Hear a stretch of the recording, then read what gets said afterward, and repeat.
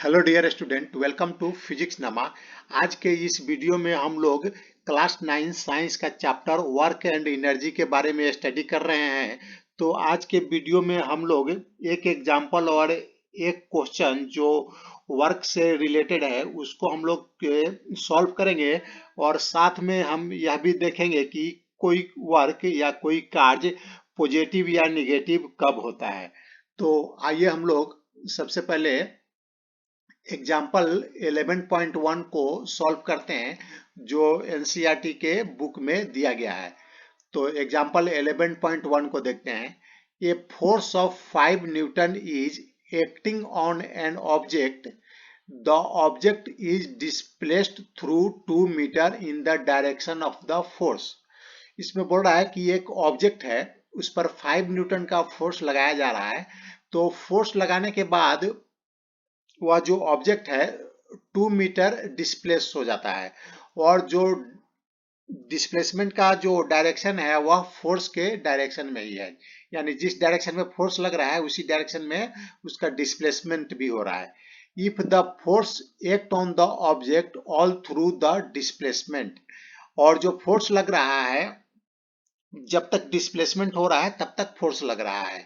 Then find work done. तो अब हमें मालूम करना है कि कितना कार्य हुआ, या हमें वर्क डन को निकालना है। तो आइए हम लोग देखते हैं। यह एक ऑब्जेक्ट है, इस पर हम हाथ से 5 न्यूटन का फोर्स लगाते हैं, और 5 न्यूटन का फोर्स हम कंटिन्यूअस लगाते हैं यहां से यहां तक, जब तक इसका डिस्प्लेसमेंट 2 मीटर न हो जाए। यानी जो डिस्प्लेसमेंट क्वेश्चन में दिया गया है 2 मीटर, यानी यहां से हम फोर्स लगाना स्टार्ट करते हैं और 2 मीटर डिस्प्लेसमेंट हो जाता है, वहां तक हम फोर्स को कंटिन्यू रखते हैं। तो अब हमें निकालना है कि जो फोर्स लगाया गया इस ऑब्जेक्ट पर उसके द्वारा वर्क डन कितना हुआ। तो हम लोग इसके पहले स्टडी कर चुके हैं कि वर्क डन इक्वल होता है फोर्स मल्टीप्लाई डिस्प्लेसमेंट, और जो फोर्स होना चाहिए वह डिस्प्लेसमेंट के डायरेक्शन में ही होना चाहिए। तो हम लोग इसमें देख रहे हैं कि फोर्स जिस डायरेक्शन में है डिस्प्लेसमेंट भी उसी डायरेक्शन में है। तो हम लोग इजीली से वर्क डन निकाल सकते हैं। तो वर्क डन हो जाएगा फोर्स मल्टीप्लाई एस।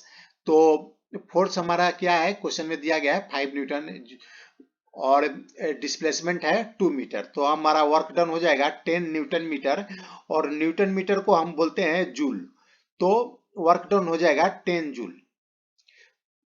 तो अब आइए हम लोग क्वेश्चन नंबर 1 जो एनसीईआरटी के बुक में दिया गया है उसको सॉल्व करते हैं। यह भी सिमिलर ही क्वेश्चन है जैसा हम लोगों ने पहले का सॉल्व किया उसकी तरह ही है। तो a force of 7 newton acts on an object. The displacement is से 8 meter in the direction of the force. इसमें 7 न्यूटन का फोर्स लगाते हैं और डिस्प्लेसमेंट उसका 8 मीटर होता है, और जिस डायरेक्शन में फोर्स है उसी डायरेक्शन में डिस्प्लेसमेंट भी होता है। Let us take it that the force act on the object through the displacement. और इसमें भी बोल रहा है कि जो फोर्स है वह पूरे जब तक डिस्प्लेसमेंट होता है तब तक वह फोर्स एक्ट करता है। What is the work done in this case. तो हमें वर्क डन निकालना है। तो इस पर देखिए फोर्स लग गया 7 न्यूटन का, और इसका फोर्स कंटिन्यूअस लग रहा है जब तक है क्या डिस्प्लेसमेंट इसका 8 मीटर नहीं हो जाता है तब तक फोर्स लग रहा है। तो हमें वर्क डन निकालना है। तो work done force into displacement होता है। अगर दोनों का डायरेक्शन सेम है, फोर्स और डिस्प्लेसमेंट का दोनों का डायरेक्शन सेम है, तो वर्क डन होता है फोर्स मल्टीप्लाई डिस्प्लेसमेंट। तो हम लोग इजीली से निकाल सकते हैं। वर्क डन हो जाएगा फोर्स मल्टीप्लाई डिस्प्लेसमेंट। यहाँ एफ फोर्स है और एस डिस्प्लेसमेंट है। तो वर्क डन हो जाएगा 7 न्यूटन क्वेश्चन में दिया गया है, और 8 मीटर डिस्प्लेसमेंट है। इन दोनों को मल्टीप्लाई कर देंगे तो वर्क डन हो जाएगा 56 न्यूटन मीटर, यानी 56 जूल। अब आइए हम लोग positive and negative work done को समझते हैं। पॉजिटिव और निगेटिव वर्क डन क्या होता है। जैसे एक टेबल है और इस पर एक टॉय कार है, खिलौना वाला कार है, और यह बच्ची जो है इसको रस्सी से बांधकर अपनी तरफ खींच रही है। तो देखिए यह कार का डिस्प्लेसमेंट हो रहा है। यहाँ कार थी स्टार्टिंग में, और जब इस बच्ची ने लड़की ने इसको धागे के साथ बांधकर फोर्स लगाया तो यह कार का डिस्प्लेसमेंट यहाँ तक हो गया। यहाँ से कार का डिस्प्लेसमेंट यहाँ हो गया। तो इस केस में देख रहे हैं जिस डायरेक्शन में फोर्स लग रहा है, या लड़की जिस डायरेक्शन में फोर्स लगा रही है उसी डायरेक्शन में डिस्प्लेसमेंट भी हो रहा है। तो इसमें हम फोर्स और डिस्प्लेसमेंट दोनों का डायरेक्शन सेम है। तो हम अगर वर्क डन निकालते हैं तो वर्क डन क्या होता है, फोर्स मल्टीप्लाई डिस्प्लेसमेंट। तो फोर्स और डिस्प्लेसमेंट को मल्टीप्लाई करेंगे तो एफएस हो जाएगा। तो ये देखिए पॉजिटिव इसका वैल्यू आ रहा है।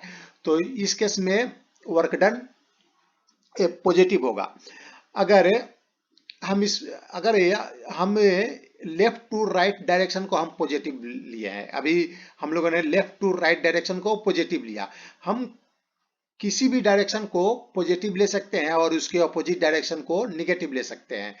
तो अगर मान लेते हैं कि अगर हम या इस केस में हम लोगों ने लेफ्ट टू राइट को पॉजिटिव लिया, तो अगर मान लेते हैं कि left to right negative direction है और राइट टू लेफ्ट पॉजिटिव है, यानी हम यहाँ से इस डायरेक्शन को पॉजिटिव लेंगे और इस डायरेक्शन को निगेटिव लेंगे। तो देखिए क्या होता है, इसमें भी हम अगर वर्क डन निकालेंगे तो देखिए फोर्स लेफ्ट टू राइट लग रहा है तो इसको हम लोग फोर्स को निगेटिव कंसीडर कर लेंगे, और डिस्प्लेसमेंट भी लेफ्ट टू राइट है तो ये भी निगेटिव हो जाएगा। तो ये निगेटिव और निगेटिव मल्टीप्लाई करेंगे तो पॉजिटिव हो जाएगा, तो वर्क डन हो जाएगा एफएस। तो इस केस में भी हम दूसरे मेथड से भी वर्क डन निकाल रहे हैं। अगर डायरेक्शन को चेंज करते हैं तो भी जो वर्क डन है पॉजिटिव ही आ रहा है। तो इसके हम कंक्लूजन निकाल सकते हैं कि अगर दोनों फोर्स और डिस्प्लेसमेंट सेम डायरेक्शन में है तो वर्क डन क्या होगा, पॉजिटिव होगा। अगर फोर्स और डिस्प्लेसमेंट सेम डायरेक्शन में है तो वर्क डन पॉजिटिव होगा। अगर हम किसी भी डायरेक्शन को निगेटिव या पॉजिटिव लें तो दोनों केस में हमारा जो वर्क डन है वह पॉजिटिव ही होगा। If force and displacement are in the same direction, the work done by the force is taken as positive। तो ये आपको समझ में आ गया होगा। अब हम एक दूसरा एग्जांपल लेते हैं। एक कार जा रही थी और इसने जैसे ही एक बच्चे को देखा कि ये रोड क्रॉस कर रहा है तो इसने ब्रेक को लगाना चालू किया। जब कार यहाँ थी तो इसके ड्राइवर को नजर आया कि यह बच्चा रोड क्रॉस कर रहा है, तो इसने ब्रेक लगाना चालू किया। तो कार में ब्रेक क्या होता है, एक तरह का फोर्स होता है। तो वह फोर्स क्या करता है कि कार आगे की तरफ जा रही है तो वह फोर्स यानी ब्रेक जो लगता है वह कार को पीछे की तरफ धकेलता है, यानी उसमें पीछे की तरफ फोर्स लगाता है। जिस डायरेक्शन में कार जाती है उसके अपोजिट डायरेक्शन में फोर्स लगाता है। तो इसमें देखिए डिस्प्लेसमेंट यहां से यहां तक हुआ और जो ब्रेक लगाया उसको हम लोग रिटार्डिंग फोर्स भी कहते हैं, क्योंकि यह फोर्स पीछे की तरफ जाता है। कार पर यह पीछे की तरफ लगता है तो इसलिए इसे रिटार्डिंग फोर्स बोलते हैं। जो ब्रेक अप्लाई किया गया उसको रिटार्डिंग फोर्स बोलेंगे। तो डिस्प्लेसमेंट देखिए, डिस्प्लेसमेंट लेफ्ट टू राइट है और जो फोर्स लग रहा है कार पर वह राइट टू लेफ्ट लग रहा है, यानी दोनों का जो डायरेक्शन है अपोजिट है। तो इस केस में हम वर्क डन अगर निकालते हैं तो ये हमारा वर्क डन का फॉर्मूला होता है एफ मल्टीप्लाई एस। तो देखिए वर्क डन क्या हो जाएगा, एफ हमारा क्या है, अपोजिट डायरेक्शन में। अगर लेफ्ट टू राइट को पॉजिटिव हम कंसीडर कर रहे हैं तो राइट टू लेफ्ट को निगेटिव कंसीडर करेंगे। तो force right to left direction में है तो ये निगेटिव हो जाएगा, और डिस्प्लेसमेंट लेफ्ट टू राइट है तो ये पॉजिटिव हो जाएगा। तो इन दोनों को मल्टीप्लाई करेंगे तो माइनस एफ एस हो जाएगा। तो इस केस में जो वर्क डन होगा, यानी ब्रेक ने जो वर्क किया, ब्रेक लगाने के बाद जो वर्क हुआ वह निगेटिव होगा, क्योंकि दोनों का फोर्स और डिस्प्लेसमेंट दोनों का डायरेक्शन अपोजिट है। तो उस केस में जो वर्क डन होगा वह निगेटिव होगा। अगर जैसे हम लोगों ने इसको लेफ्ट टू राइट को पॉजिटिव माना, अब हम अपने कन्वेनियंट के अनुसार किसी भी डायरेक्शन को पॉजिटिव कंसीडर कर सकते हैं और उसके अपोजिट डायरेक्शन को निगेटिव। तो अभी मान लेते हैं कि राइट टू लेफ्ट को पॉजिटिव लेते हैं तो लेफ्ट टू राइट क्या हो जाएगा, निगेटिव हो जाएगा। तो देखिए फोर्स क्या हो जाएगा, फोर्स राइट टू लेफ्ट लग रहा है तो ये पॉजिटिव हो जाएगा, और डिस्प्लेसमेंट लेफ्ट टू राइट है तो ये निगेटिव हो जाएगा। तो इन दोनों को मल्टीप्लाई करेंगे तो क्या आएगा, माइनस एफ एस। देखिए दोनों केस में माइनस एफ एस आ रहा है। हम डायरेक्शन कोई भी चूज करते हैं तो जो वर्क डन है माइनस एफ एस आ रहा है, तो यानी वर्क डन क्या हो गया, निगेटिव हो गया। If force and displacement are in opposite direction, the work done by the force is considered as negative. यानी फोर्स और डिस्प्लेसमेंट दोनों अपोजिट डायरेक्शन में है तो उस केस में जो वर्क डन होगा क्या होगा, निगेटिव होगा। आइए अब हम एक दूसरा एग्जांपल देखते हैं। यह बच्चे ने फोर्स फोर्स बॉल बॉल पर फोर्स लगाकर इसको वर्टिकली अपवर्ड डायरेक्शन में थ्रो किया। तो बच्चे ने जो फोर्स कब तक लगाया बॉल बॉल पर, जब तक इसके हाथ में बॉल थी तब तक बच्चे के द्वारा फोर्स बॉल पर लगाया गया। तो हम बच्चे के द्वारा लगाया गया फोर्स को यहाँ पर हम कंसीडर नहीं करते हैं। हम एक दूसरा फोर्स भी बॉल पर लग रहा है, उसको हम लोग कंसीडर करते हैं। तो आप बता सकते हैं कौन सा फोर्स बॉल पर लग रहा है एक, तो यहाँ पर बॉल पर एक दूसरा फोर्स भी लग रहा है, वह है ग्रेविटेशनल फोर्स। जब तक बॉल बच्चे के हाथ में थी तब तक बॉल पर बच्चे ने फोर्स लगाया। जैसे ही इसके हाथ से बॉल ऊपर की तरफ गई, उस पर ग्रेविटेशनल फोर्स जो पहले से भी काम कर रहा था, अभी यहाँ से यहाँ तक जो बॉल गया उस पर ग्रेविटेशनल फोर्स काम कर रहा है, तो हम लोग कंसीडर करेंगे। तो देखिए इस केस में जो डिस्प्लेसमेंट हुआ अपवर्ड डायरेक्शन में हो रहा है, और जो ग्रेविटेशनल फोर्स है वह किधर लगता है, अर्थ के सेंटर की तरफ लगता है, तो यह ग्रेविटेशनल फोर्स डाउनवर्ड डायरेक्शन में लग रहा है। तो यहाँ पर अब अगर हम वर्क डन निकालेंगे तो देखिए वर्क डन क्या हो जाएगा, अगर हम अपवर्ड डायरेक्शन को पॉजिटिव लेते हैं तो डाउनवर्ड डायरेक्शन को हम नेगेटिव लेंगे। तो नेगेटिव फोर्स क्या है, डाउनवर्ड डायरेक्शन में है, जो अर्थ का ग्रेविटेशनल फोर्स है डाउनवर्ड डायरेक्शन में है, तो यह हो जाएगा निगेटिव हो जाएगा। और डिस्प्लेसमेंट अपवर्ड डायरेक्शन में है तो यह पॉजिटिव हो जाएगा। तो इन दोनों को मल्टीप्लाई करेंगे तो माइनस एफ एस हो जाएगा।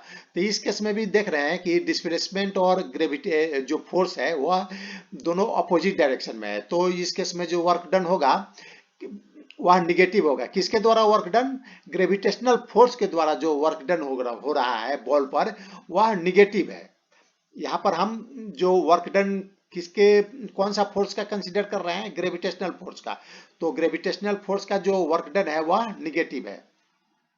अगर मान लेते हैं कि डाउनवर्ड डायरेक्शन को हम पॉजिटिव लेते हैं और अपवर्ड डायरेक्शन को निगेटिव लेते हैं, तो इस केस में भी देख लीजिए फोर्स पॉजिटिव हो जाएगा और डिस्प्लेसमेंट निगेटिव हो जाएगा, अपवर्ड डायरेक्शन निगेटिव हो जाएगा।